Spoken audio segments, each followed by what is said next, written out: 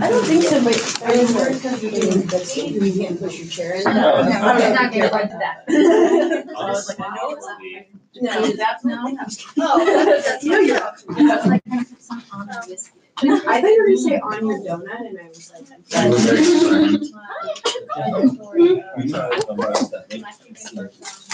yeah, if I can find it. NCSU. I'm sorry. It would be. That was actually. Okay, I'm gonna just try what you said. It's not LY. Anybody Slash. NCSU underscore HIPS. No. They will not learn very well. I don't want to teach an adult. Are they on five? That's awesome. What email did you send? Some of the ones from. Alright, we're gonna have to bring you to learn how to do it. I didn't think Can swim? Kind of. John? Yeah, cool. It's like a little bear. No. That's what it'd be. Conserve your energy. You'll get where you need to go eventually. Like the waves take you. You're just That undercurrent. out in the ocean having a good time, you know? All the other tasks, but it's like just like not just. Hey, take a seat. There's plenty of chairs. These Donuts and biscuits over here. Coffee. And that like lazy sauce, like. Yeah, our biscuits are plain though. Man, that's so exciting. And that was your moment of glory? And I was like, I'm not even. Are there any forms? Are there any what? Is there any plastic? Plastic right now. Just yeah. We have wooden sticks. We have now learned our lesson for next time. There are some notes that we have taken, but they are there. That'd be cool. I just want to say the old treasurer was much better. Yeah, you know what? I can totally agree. I totally agree. You know what? That's how They were the best. I was just looking to see that. The gel. Maybe You get it. take the light and you turn it on, there's nothing to see. Once you're in there, like, open. Right? So like if you didn't have anything, you could actually see it like, close to the basic claustrophobic. But maybe if you started the screen up, Yeah, it's nice open room. Yeah. Fine. No, I know. It starts at 3:30. I didn't know what time we had to reserve that, so I didn't know what time to get. Yeah, I got you. Yeah. No. Make it think like, oh, I got that sauce stuck in my. Yeah. Making. I said that as my job, I was kidding. Okay. Maybe you should have just send it to me in the chat. I heard half of it. I was like, it'll come. Either way, you should do all it. Okay. You do it last. Yeah, I already had Wow. Really just went for it. This one, yeah. This is interesting. Unbutton one.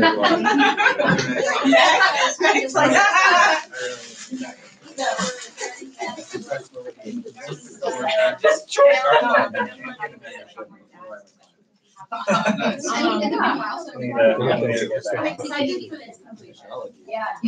You would think, all right. Sure.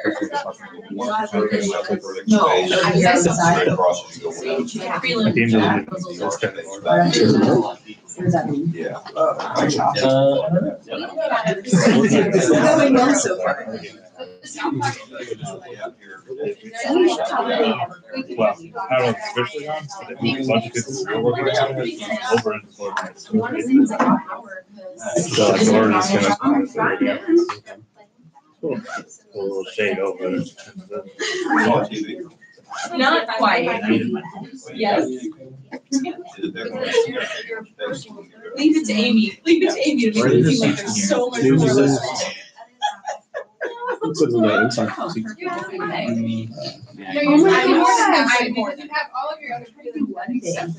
She's already. So I did my first year project, my master's degree. So did you have a? Yes, I do. Thank you so much. Look like you ate all of it. You probably won't put your name up there. Yes. You know, or- I think. Do you have a sign-up sheet? I did not do that. You could just take roll, probably. That would be okay. Yeah, let's do that. You're right. And then this is the live stream thing, so don't This is the what? bug with it.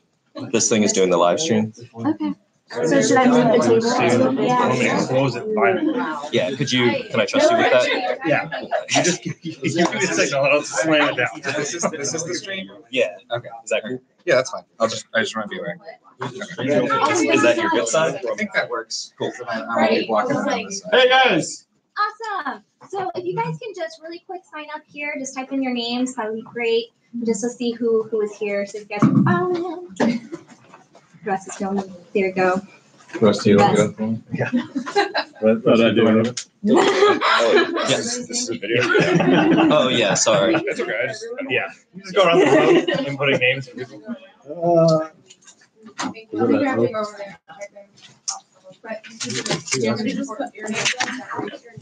Put my name? Yeah. Stacey, you put my name? No. All around. I'll put your name in. Andy, What's your Thanks, last? Stacey. can you type forward for my signature? Yes. What's your last name? Crowson? CROW. That's all. W-S. No, I haven't. And you are Aaron and not Zach. Yeah, man. Yes. You know now. Zach's not here to get us confused. Oh, yeah, that's what it is. Oh. Oh, man. Am I putting your, I already forged your name in. Thank you. All right, I gotta stop because there's a lot. More people to forge your name. Maybe that's highly Just spelled my unethical. name. Too much pressure. You told me to. Just let me know when streams. Is everything good to go? Yeah, I think it's actually going right now. So everything is on the record now. Can you spell my own name? Wait, did you start recording before? Why are May I have to force my signature? Yeah. You have both of us on the video. Okay. I was just about it.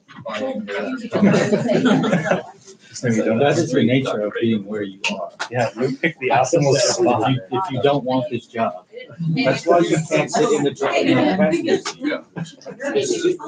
What is the passenger seat for? Navigation, No. educating the driver. Yeah. You guys get no company. As soon as you get to the car. Can't do that.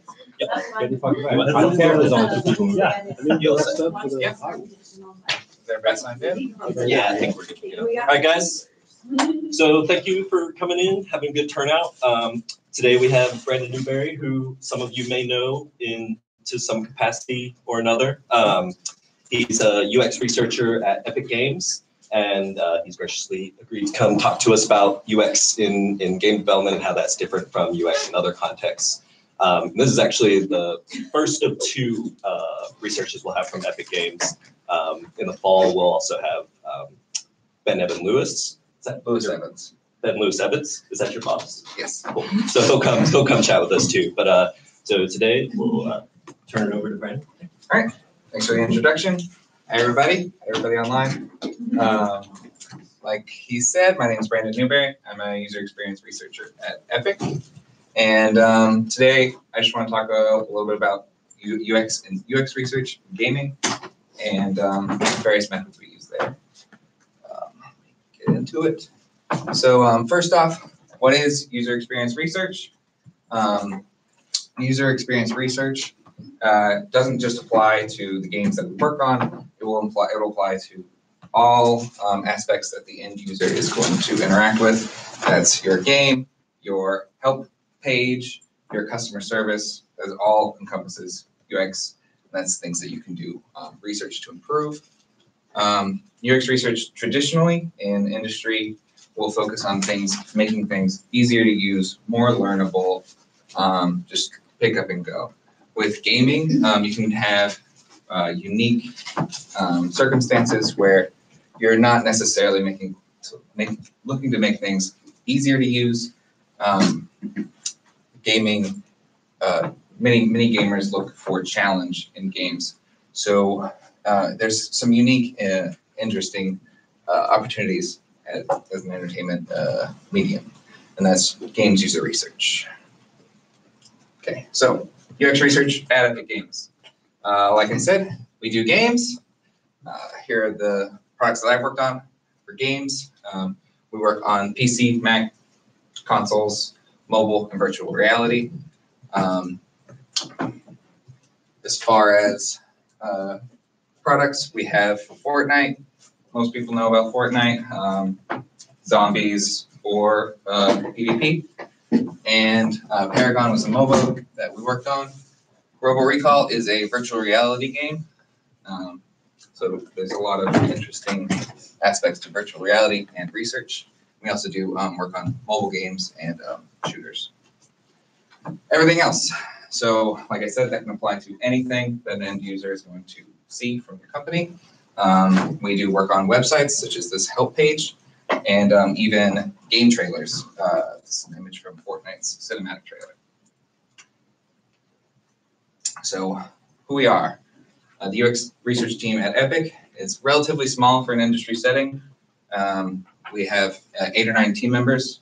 That is 3 UX researchers, which is myself, Alex Trowbridge, who is also a student here at NC State, who's a researcher, and Ben Lewis Evans, who is the lab director. We also have project manager, dedicated UX designer, a dedicated data analyst who helps us with our survey data or any polling game data that supports findings, and a 3 UX lab analysts that are primarily observers for our UX studies.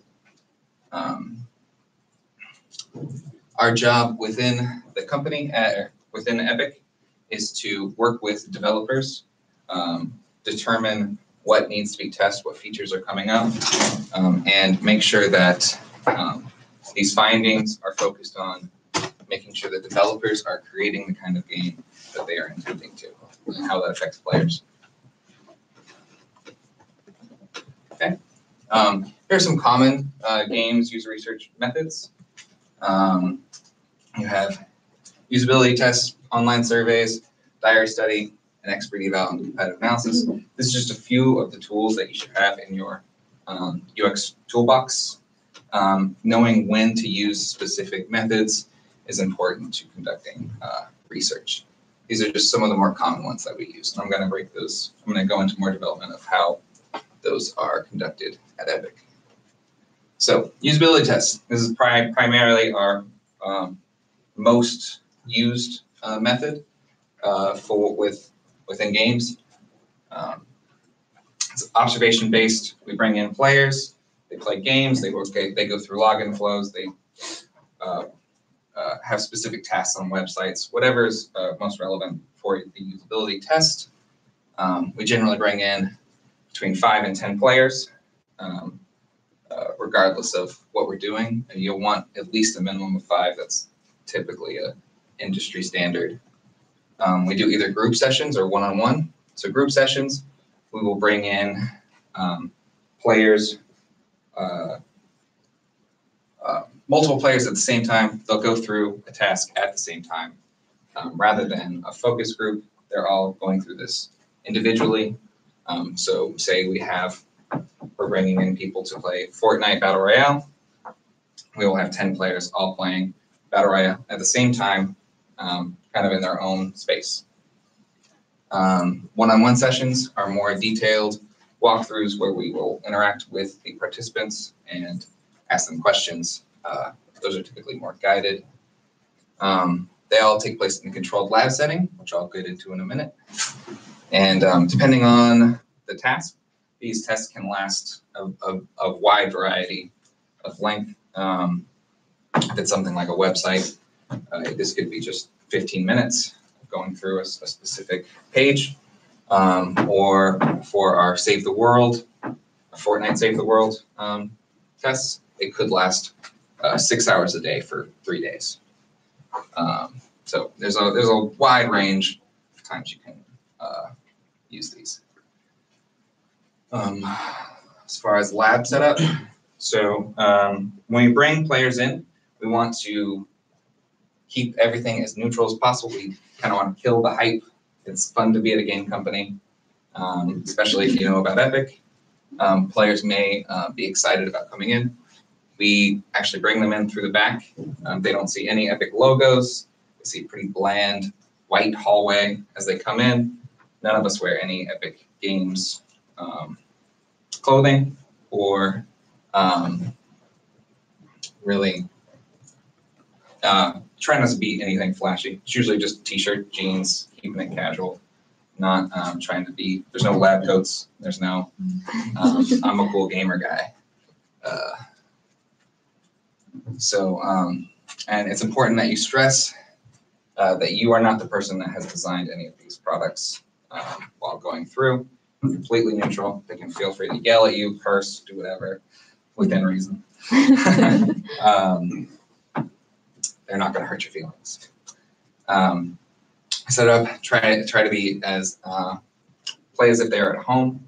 That means they can feel free to stop, take a snack, go to the bathroom, do whatever they want.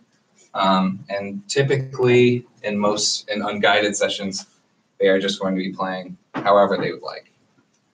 In some sessions, we will have a living room set up with a comfy lounge chair that is placed a certain distance away from the TV to simulate a living room environment while the rest of the players play on our typical setup, which I have some images for. I'll get to that. All of our sessions are recorded or streamed to the developers. This is extremely helpful for following up on possible issues, as well as getting screenshots or clips of an issue when reporting findings.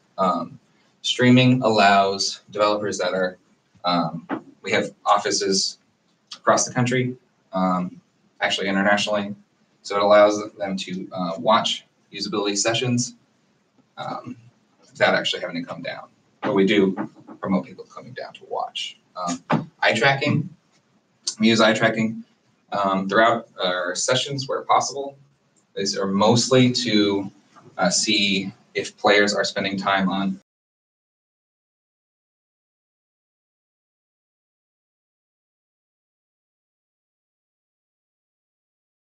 what is their behavior after doing that, or UI elements is like if they're using a mini map, if they never use it, and if they struggle to do so to succeed at the game.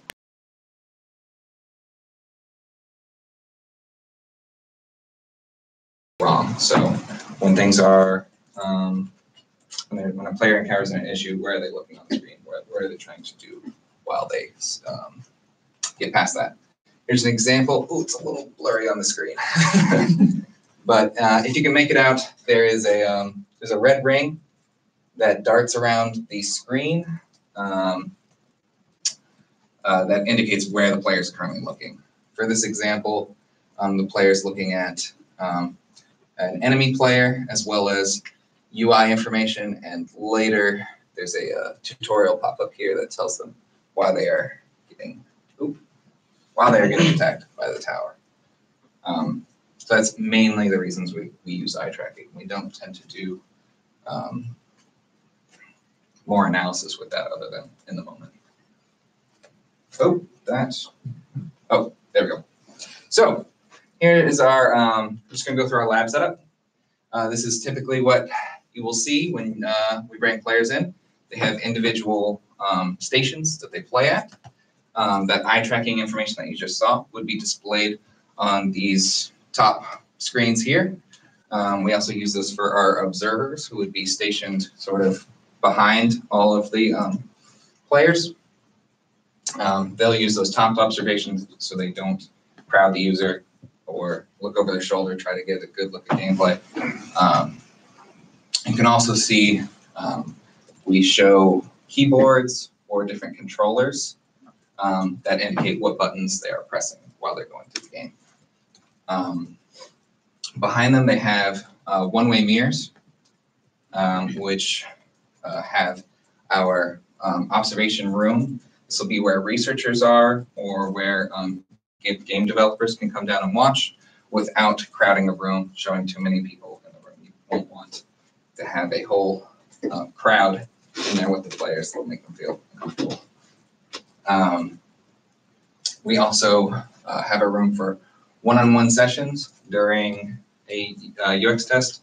If someone is having, if we want to look at particular, at the details of a particular system that might be complicated, that you can't get data about, such as navigating the skill tree, like if they are having issues with it, why are they having issues? We have a side room for talking through it with players and kind of digging at those issues.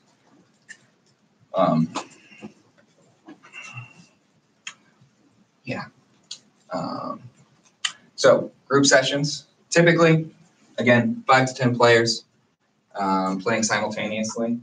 This is usually we'll do more of these than the other types. It uses a structured observation sheet for tracking behavior that's primarily developed from playing through the game, making any issues or observations that you want to follow up on, as well as developer questions, specific things about new features that they want to know. These will primarily focus on actual gameplay behavior. So if a player is, let's say, in Battle Royale, they are struggling to build a ramp up a wall, you wouldn't take notes saying, oh, they're trying to get to the top so they can get to this specific location. You would say they're struggling to build a ramp up a wall. What we have for player intent is we typically use surveys to expand upon observations and support them.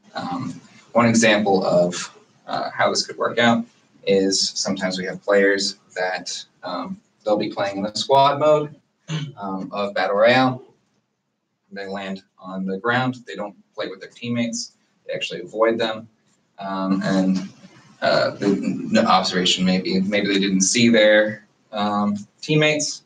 Maybe we should make the names above their heads bigger. And then you get into survey and they say, oh, I'm really glad that you can see enemy names above their heads. I avoided them the whole game, which increasing the size might not be very helpful for that player.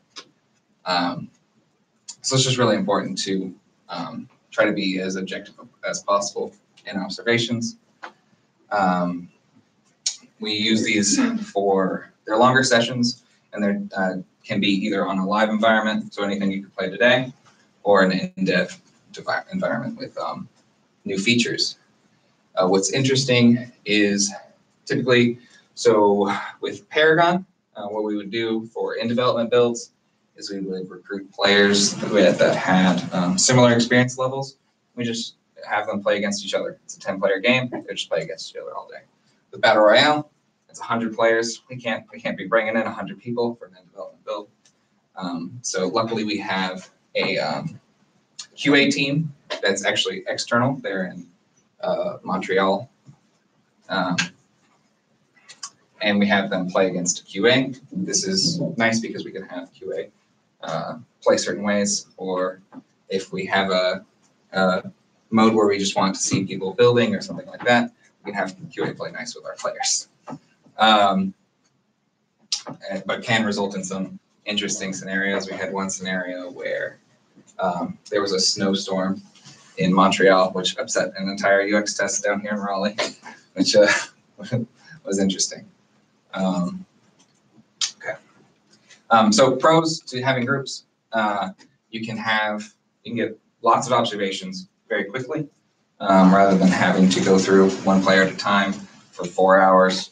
You don't want to do that. Has a nice balance of internal and external validity. Is usually hands-off sessions. So while they are coming in to play, they're generally free to play however they would like. It also provides a lot of quotes and videos from players that can be useful when presenting findings. Cons, it can be difficult to observe multiple players.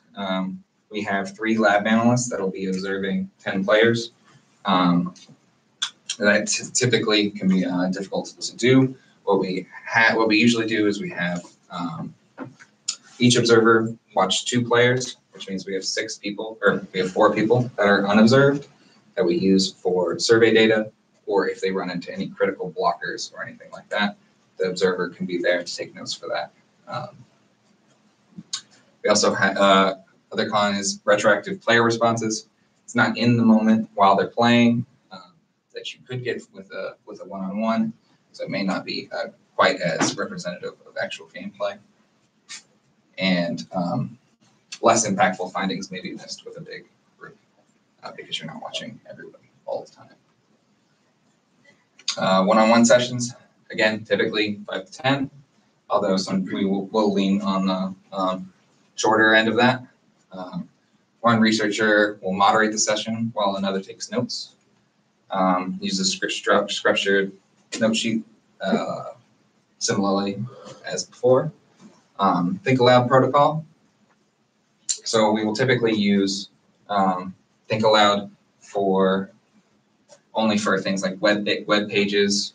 This is not something that's going to be used actively while playing actively. It can sort of distract the player from what they're doing, and we think it's more important to really get that the actual gameplay instead. These are more often used for prototypes, workflows, or complex tasks like organizing all of your equipment for survivors and save the world. It can be helpful to have players walk through that with us. And it can also be more appropriate for virtual reality games. Like I said before, we worked on Robo Recall, which is a VR game. Shoot a lot of robots. It's very fun. Not biased. One-on-ones are nice for VR as it allows more focus for that, for player behavior as they're moving around, and just safety concerns. Honestly, you don't want a lot of people swinging around arms and they can't see each other. Pros, you can get detailed responses from players in the moment. It's great for short tasks, and it can be easy to hone in and test specific features that developers want feedback on. But this can be time consuming as you have to do one after the other, and a guided session is less natural than just having them free play. Another common method we use is online surveys. So online surveys are great as you can do a variety of tasks or a variety of get a variety of feedback of whatever you need to look at. At Epic, we have all of our players have a unique Epic ID, so it's really nice for targeting specific portions of the population if we need to. A common one is players that have stopped playing, players that have churned. We want to know why did they stop playing, and we can design a specific survey around that. Players under a certain experience level that may not have experienced, that may not understand complicated gameplay mechanics. We want to see what their feedback is on that. Or we can just do an internal survey with Epic employees for features that haven't been released to see. It's not as representative of the player population, but it can be helpful. You'll want to include both qualitative and quantitative data. Again, with access to player IDs, it can be very, very nice to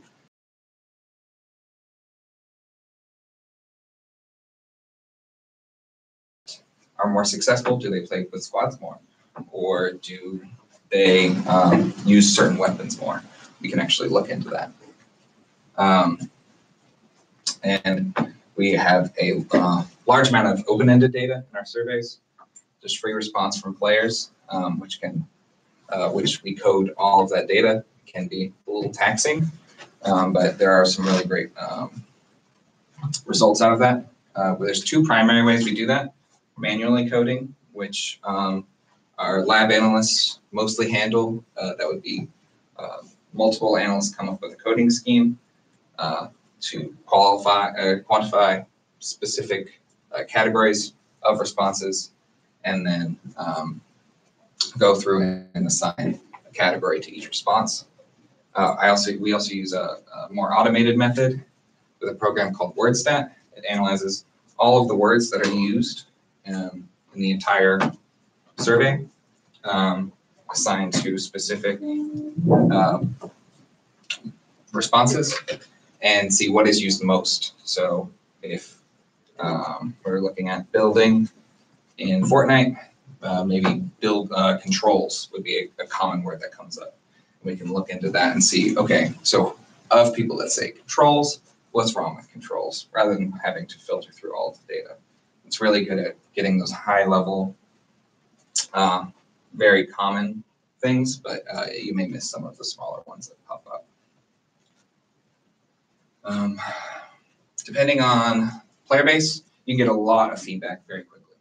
I know we will send surveys out for Fortnite. That'll be tens of thousands of players that we send surveys to, and we can get that back within a day or two with a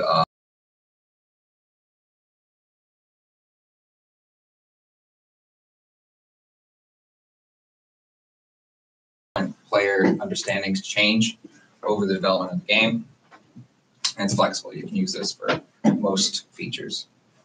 Cons,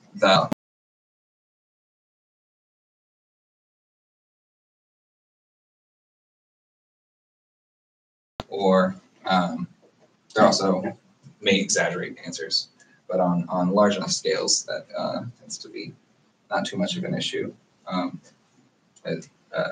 And then distance from the actual gameplay. They may not currently be playing. We can check how long it's been since they played, but we usually just take all our responses. A diary study. This is one that we have used occasionally. Primarily, a diary study would be something you want to use for long progressions or long-term goals within gameplay, end game understanding of all the systems. These are very nice for having a track record of when do players understand things when, and what issues may occur throughout the onboarding process of how players understand the game. It's great. It's also great for evaluating complex but regularly used products. We have done a diary study with the Unreal Engine. That's a product where we have highly skilled people using it. Bringing them in for a usability test may not result in any issues over that time period. But if you have them use it for a month, you're going to see issues come out of that through their reports. Typically, how long do these last? It really depends. These can be fairly short, or they can last past a month, or just until feedback is no longer useful. You can just shut it down. Okay. Pros, again, provides highly detailed player feedback over time. It also has high external validity. They're in their homes, they're doing this.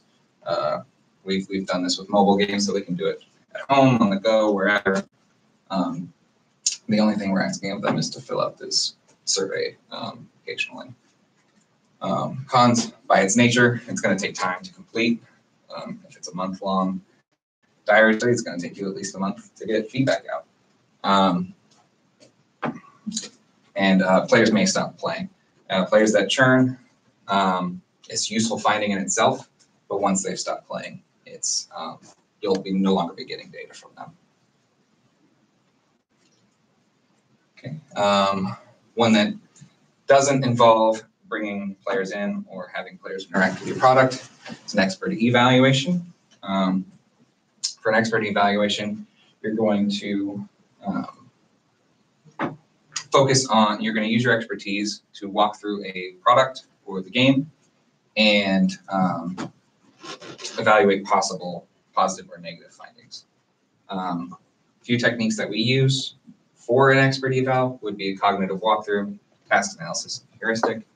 Typically, we don't stick to just one of these at a time. We use them in conjunction or bits and pieces for specific areas. All right. Cognitive walkthrough, just a little bit of background. You'll walk through a specific task or product and evaluate possible issues there. These are best with task-based flows, such as logins or web page navigation, but it's also a great way to evaluate your first time experience with a new feature.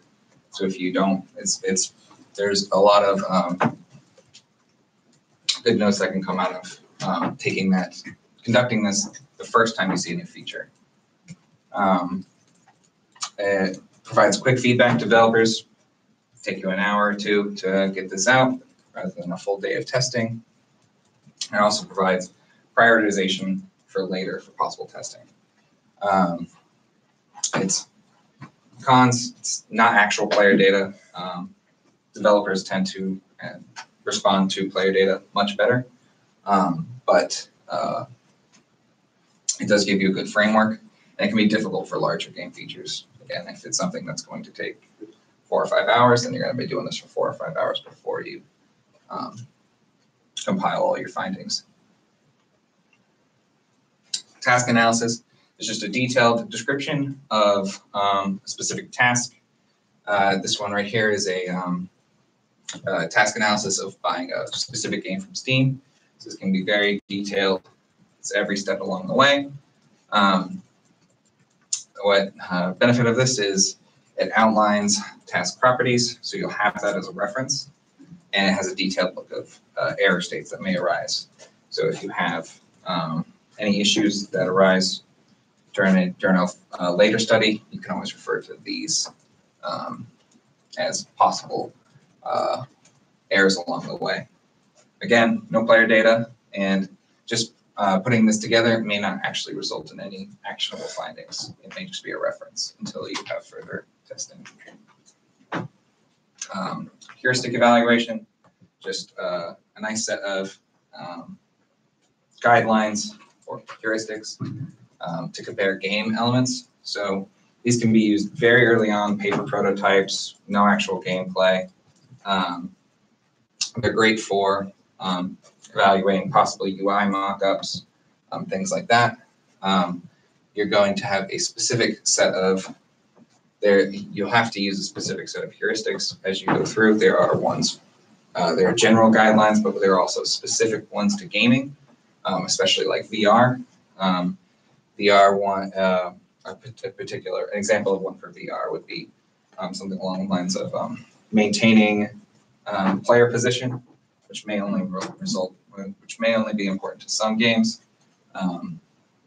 but does the game make sure that the player is facing the screen at all times, or do they get turned around and tangled up in the cord? Just making sure that in Robo Recall we have a message that pops up that says, "Please face the other way." If you continue to shoot while you're facing the wrong way, it doesn't pop up immediately because we don't want to interrupt your flow that much. But yeah, we want to make sure that players are facing the right way. Yes. When you have 3 sensors for a VR system, does that message come up as well? For Robo Recall, I'm pretty sure it's set to play because it's for the Oculus. Yeah. Which can have the 3 sensors, but I think it's set to go to like 1. So even if you had a back sensor, it will still warn you. Okay. Yeah. Okay. In general, for expert expert evaluations, you're going to be focusing on empathizing with the player. Try to put on your new gamer hat or whatever player base you're trying to focus on, and think things through as if you're playing as them. Again, first experiences with a new product or new game feature are a great way to go through these. Just taking notes while you go through. So it's a great way to make sure that you're meeting industry standards. You can look at other games and make sure that yours are lining up with what is common when appropriate. It's also good to focus on what the product does well, not just issues, where these positive findings can be related to other areas of the game and how you can publish that forward. And always be sure to use more than one evaluator to cut down on potential bias when conducting these. Things you should avoid from a expert eval is bias in upcoming UX tests or further UX methods. You're going to want to make sure that you're not just focusing on, oh, I thought this would be a really big issue, so I'm going to do a whole UX test that's just looking at this issue. That's going to cause you to miss other issues, and it's a good thing to take note of during a UX test, but I wouldn't focus on that too as much. Giving designer recommendations, I have designer in quotes here because as a user researcher, you are not a designer. They should be findings out of an expert eval should be to provide the most information to the developers so they can make the most informed decision moving forward. And then using an expert evaluation in a vacuum, you'll always want to follow up with some other method with these that involve players. Okay. Competitive analysis. You will conduct a analysis of a competing product or a product that is similar to yours, as well as just looking at what they do well, what they do not do well. And for this, you can use multiple research methodologies, including all the ones that we've done, or all the ones I've mentioned before. We have conducted usability tests on a competing product. Just get a game from the store or download whatever you're looking at and play through it. Expert evaluations are great there too. Take notes on your first time experience with that product. Things to focus on are areas where your products most overlap. Things are not going to be always appropriate. Just because another game does something doesn't mean you should apply that to your game. And principles that just can be applied broadly to many games and products. Compared to other industries, it's very easy to conduct these for a finished game. You can just pick it up. There's no way to hide that. In other industries, particularly if you're working on like internal software, you're not going to be able to access competitor products. And it allows you to learn strengths, learn from other people's strengths and weaknesses and what they have worked on. But again, what works for another product may not work for yours, and games tend to be particularly try to push for novelty, so similar products may not exist for competitive analysis. Okay. So presenting findings. Once you've conducted your research, communicating these findings to developers is very important. With gaming, that presents some interesting elements. Like I said earlier, user research is mostly focused on making things easier to use, more learnable, just easier to pick up in general. With gaming, that can be very different, and that requires a lot of communication with developers. So you have things like challenge versus frustration, and onboarding or tutorial information versus advanced player behaviors. I can break into that a little bit. So challenge versus frustration. Again, traditionally, they'll try to make it easier to use. And with games, players tend to be interested in challenge while playing. So this can make an interesting balance between making good UX and making the player challenged. This can involve the player having errors. Errors can be a fine thing. They can be a great thing. If anyone has played Dark Souls, you're gonna have lots of errors in that game, and that is intentional.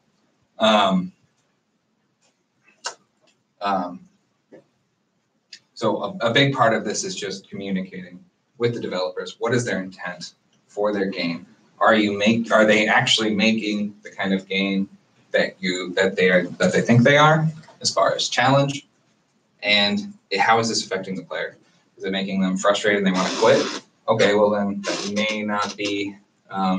If that's not what the developer wants, then that needs to be evaluated. I think I got all of that. And if they do want to quit, detailed contextual information about why that happened, so that developers can move forward and really adjust their approach there. And then onboarding versus advanced player behavior. So onboarding is just tutorials or loading screens. If you play games, you have seen one of these, an onboarding sequence. This can also just be context clues within the game. Many games will have, Zelda is a good example. You have cracks in a wall before you find a bomb. It's a nice context clue to let you know what the bomb's purpose is once you get it. So developers will expect some behaviors will not need to be explained to the player in this way. They're just advanced player behaviors that they will pick up over time. One advanced player behavior in Fortnite Battle Royale is just squad communication, call outs, doing things, marking the map to where you're going to go and knowing all the locations. That's just something you're going to learn as you play through the game. Another example is in Fortnite Save the World. One of the first things that we have the player do, is they learn how to build. We explain it. We explain how to edit different structures, make a door, make a window, however you want, because it's very important to the game. But once you are playing Battle Royale, we do not have that information right up front, because editing structures and doing things like that, building is you can see other players build, so you can learn from other players, and editing is less important to succeeding in Battle Royale than it is in Save the World. So that kind of information does not need to be front-loaded onto the player. And again, it's important to note all observations around this, like how does this negatively impact gameplay that the player does not know this right up front? How easy is it for them to learn this on their own? And how does the player feel about when they're trying to succeed?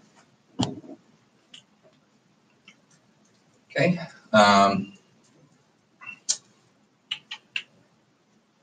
When you're presenting findings, it's also important to focus on what the game does and how that affects the player.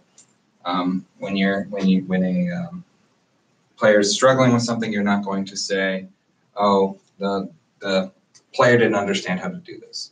You're going to say that the game did not provide enough information, or there's not a specific. Maybe the UI element isn't clear to the player, and that results in the player not understanding how this particular feature works.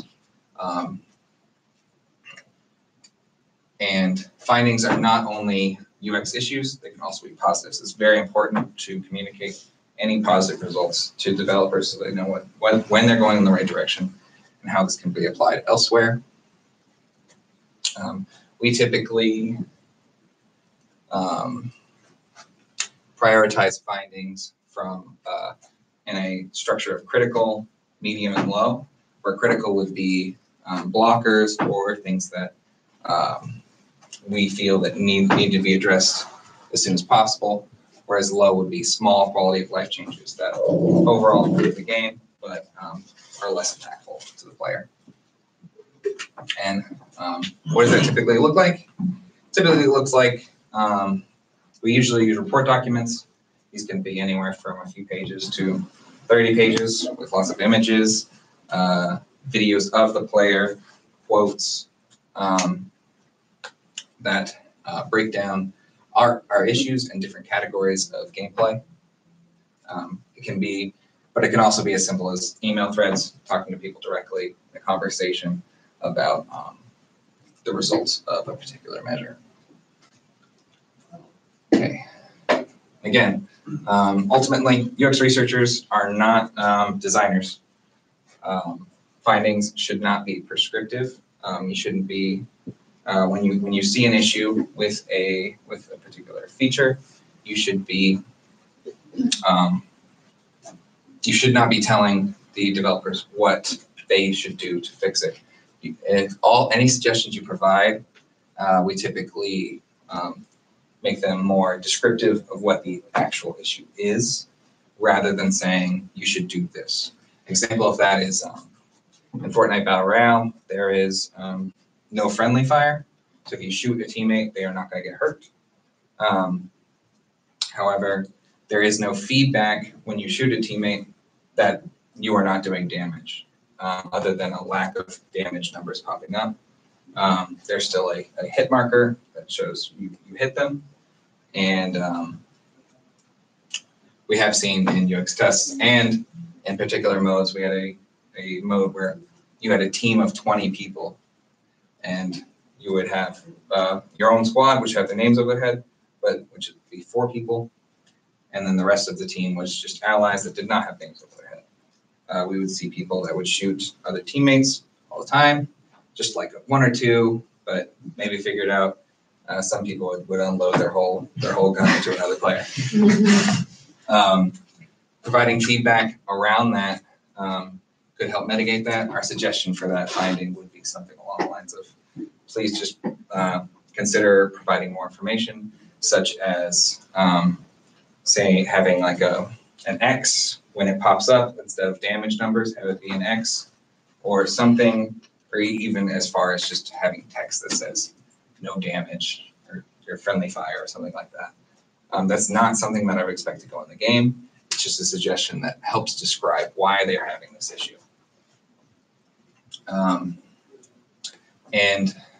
Again, challenge is important. We are not here to round all the edges of the game, make it a nice, safe thing to play. They should be challenged, and working with developers is extremely important when developing, when presenting findings, so that you know. Typically, how this will work is we will present a finding. If we weren't already aware, we'll present a finding that the developer will say, oh, that's intended, or that's not an issue. And then we keep a log of of things we've reported that are not, that we don't need to report. It's intended, it's intentional. It can be a good idea to keep an eye on that, just again, to make sure developers are making the game that they are intending to. But it's a non-issue at that point. And advocate for the player. A lot of times, the best option for you to do for communicating results is just let the player speak for themselves. We use a lot of video recordings, little clips within the report.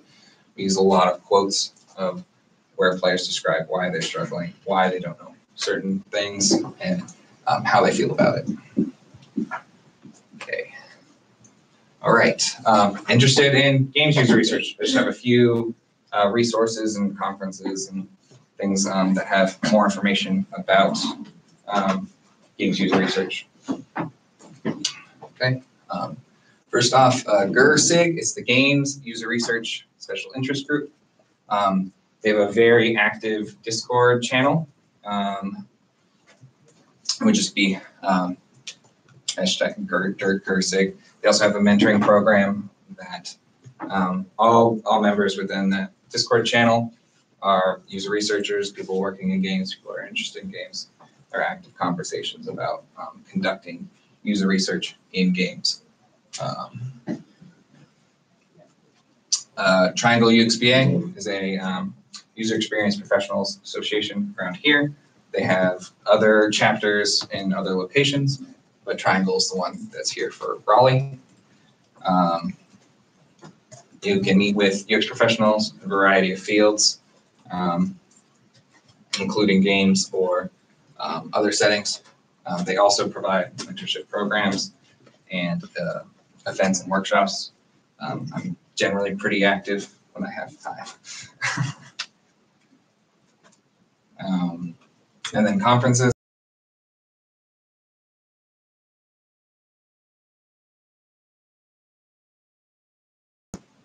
GDC has a vault that has some videos that are hidden away, but they put out content pretty regularly from their annual conferences.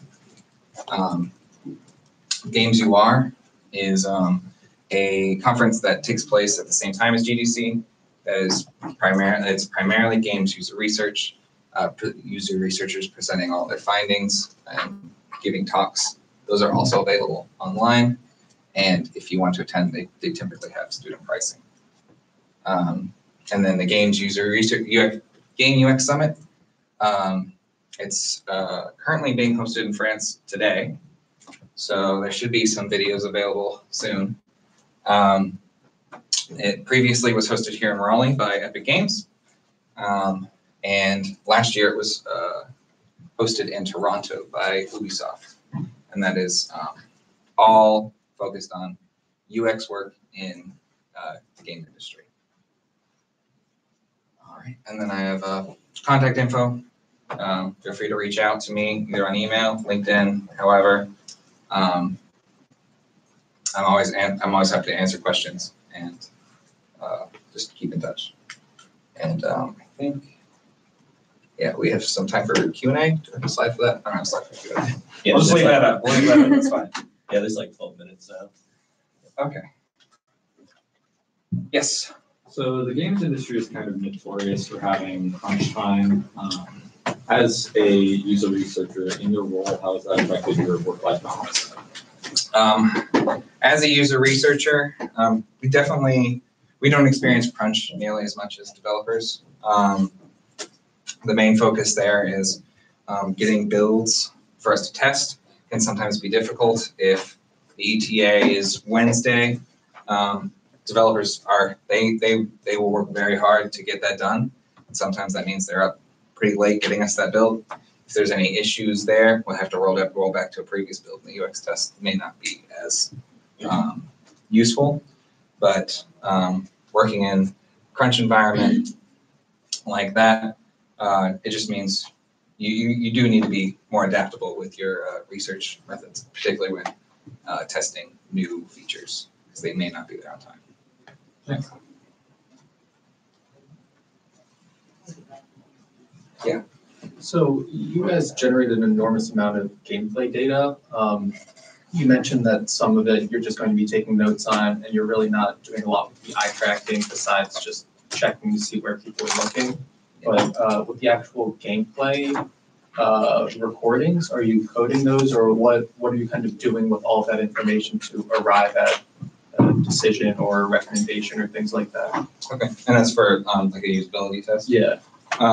Yeah, for as far as recordings, we tend to take our notes live as it's happening and use recordings as a fallback. We do go through, especially with particularly quick games or quick game actions, we will go back, review what the footage is, and follow up on our issues that way.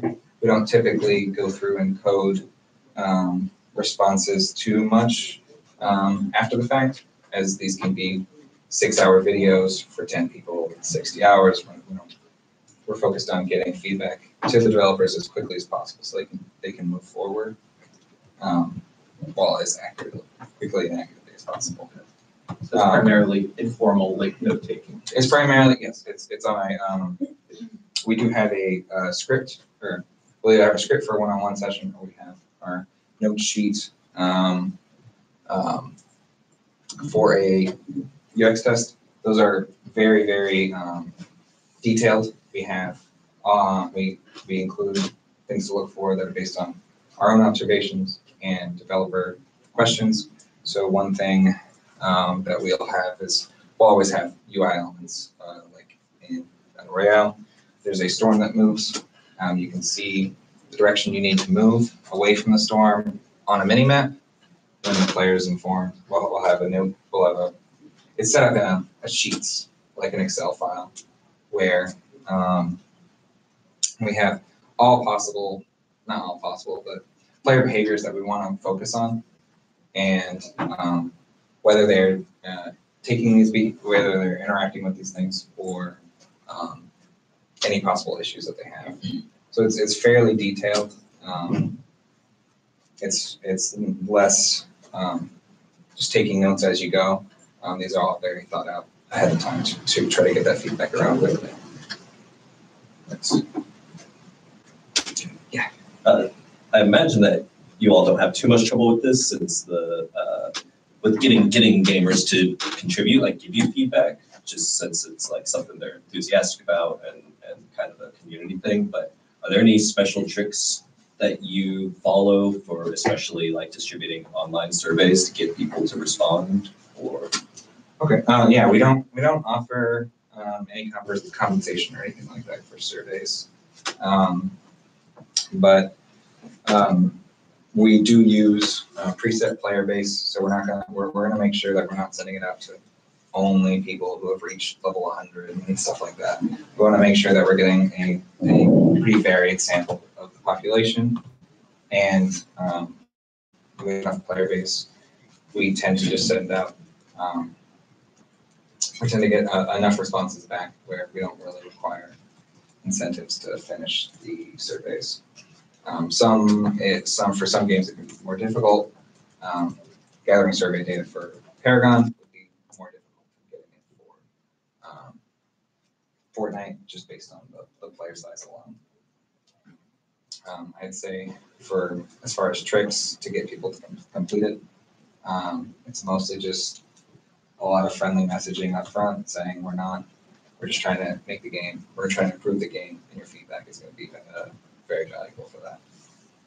So if you, like you said, you might send out 10,000 surveys. Yeah. Is there like an average of how many you get back from? That would be useful. We can usually tend to expect to get at least 5% back, which is pretty normal for most settings. But that does mean you are limited to the population that's more likely to respond to your surveys. Yes. For beta testing, do you guys get any useful UX data from that, or is that mostly developer? Just beta testing in general? Or okay, Fortnite Save the World was in beta for a very long time. But how we would typically get our feedback for that would be we would have players come in, they would play for 3 or 4 days. They'll pretty much get everything that the game had to offer. Or do you mean like earlier experience? Well, I know some games can offer like open or closed beta while you're at home. Oh, okay. Yeah. I'm not aware of any feedback that we did while they're at home, but we do have done some diary studies for mobile games that are in beta or early access, and that would be the primary way to do that for feedback at home. Would either be that or sending out surveys to people that are engaged. As far as what I was getting at a minute ago, for Fortnite, when it was in beta, we'd have people come in and we would actually give them beta keys. We would play for 3 or 4 days, and we could get all their feedback there, and we could follow their actual game data as they play the game, if they continued to play when they were done with us, or things like that.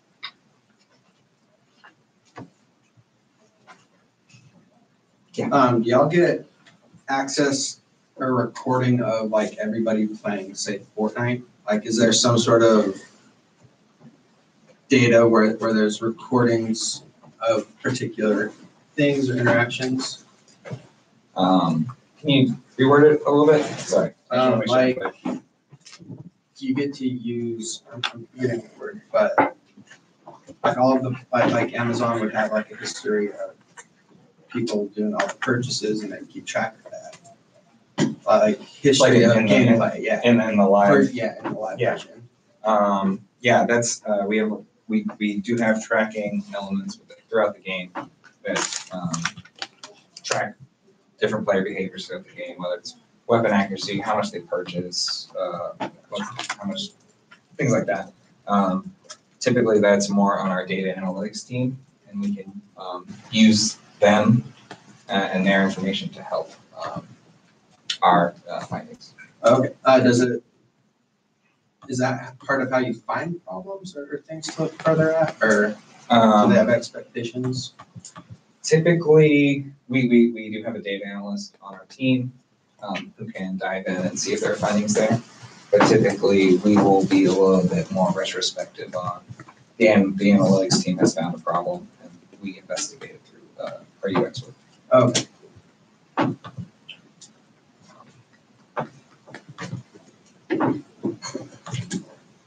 So, Yes. speaking to that, how's the flow of your research? Are you getting research requests from development teams and analytics? What's the general? So how it typically functions is we do get a lot of requests, especially around new features coming in or things that we want to add to the game. We want to do get some research in on before it goes out. How that will typically look is we meet regularly with various development teams and UX designers on other teams to see what is coming up, and we can either propose to do a UX test for it or some other methodology, or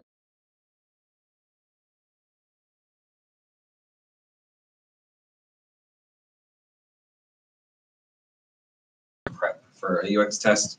That's typically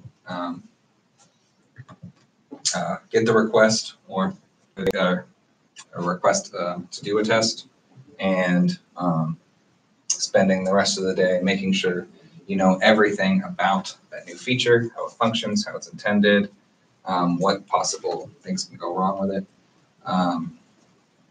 and then developing a UX test around that.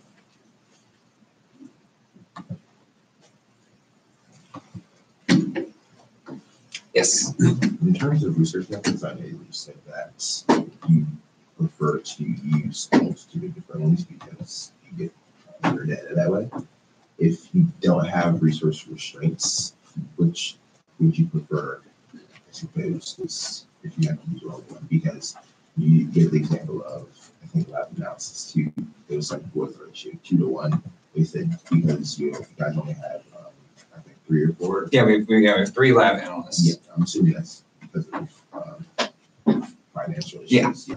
So, but if there's no restraints, which If there were no restraints, we would definitely want to use more lab analysts. Have a 1-to-1 ratio for UX tests. As far as lab analysts to players, just so they can focus on that. Typically, usability tests pull out the majority of our issues, so we tend to use those more. But without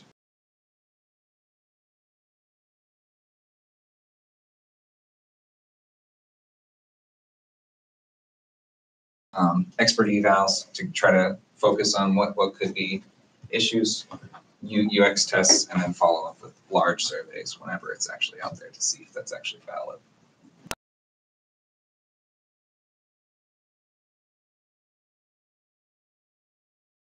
Intern program? Yes. We do have rotating intern positions as needed. I don't think we have one right now, but feel free to contact either me, someone else on the UX research team. We do our UX lab. Our UX lab analyst position is a rotating contract position. That's actually where I started. So we generally have some openings at specific times of the year. But just keeping in contact will keep you up to date. You said that a thing to not do is give design recommendations. Is there a UX designer? We do have a dedicated UX designer on team. He can help us with, where he's been here longer than, I think he's been at it for 25 years. He is a great resource for assisting us in coming up with ways that could be helpful. He also can help illustrate these issues with mock-ups, as well as just get in there and fix the issue. I think that's all the time we have for now. Thank you so much for coming to talk to us. Yeah.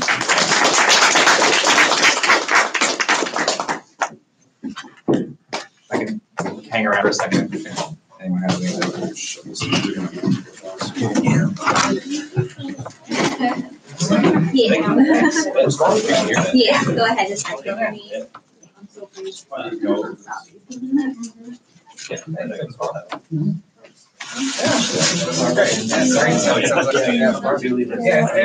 is a lot of fun. It's a lot of work. It's a lot of fun.